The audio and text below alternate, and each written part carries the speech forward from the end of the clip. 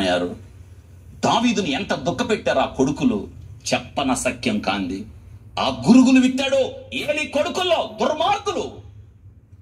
ఆ కొడుకుల్లో విత్తిన విరుగులు, ఆ కొడుకుల్లో విత్తిన దుష్టత్వం ఎంత దాకా వెళ్ళిందంటే, దేవుని మహిమ షీలోహు ఆలయం నుండి వెళ్ళిపోయేదాకా, కోడలు చచ్చిపోతా నేను చచ్చిపోతాను, దేవుని మహిమ పోయింది అని చచ్చిపోయేంత వరకు.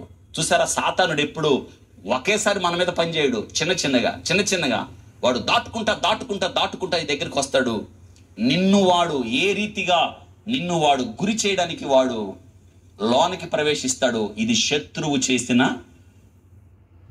ఎట్టైనా రావచ్చు.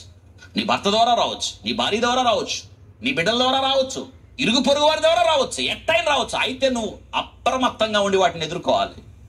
ఈ లోకం ఇది మనకొక యుద్ధ భూమి. ఇది లోకంలో మనం యుద్ధం చేస్తూ ఉండాలి. యుద్ధం చేయకపోతే మనం జాగ్రత్త. ఎప్పుడు విశ్రాంతి లేదు. రాజ్య సంబంధులుగా పరలోక రాజ్యం చేరు వరకు కూడా మనం ఇక్కడ విశ్రాంతి లేదు. వినాశనానికి తీసుకుని వెళ్తాయి అనే దేవుని యొక్క వాక్యంలో మనం చూస్తూ ఉన్నాం. ప్రభువు చెప్పాడు ఆ ఉపమాన భావాన్ని. రాజ్య సంబంధులు వాడు చూడండి, ప్రభు ఏం చెప్తున్నంటే దాని భావాన్ని, ప్రభు చెప్పిన మాటలు చాలా అద్భుతమైనవి.